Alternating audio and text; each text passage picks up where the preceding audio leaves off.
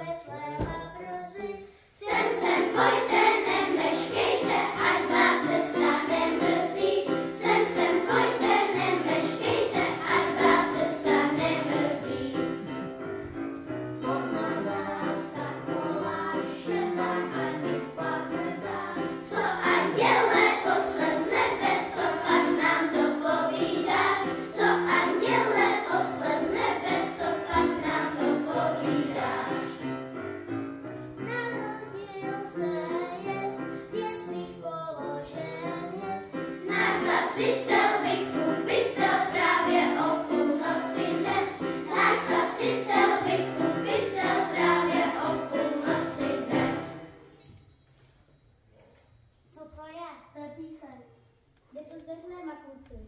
Prej se narodil spasitel. Fakt? Tak jdeme za ním. I pořád jdeme. A Betlém, ale co mu dáme?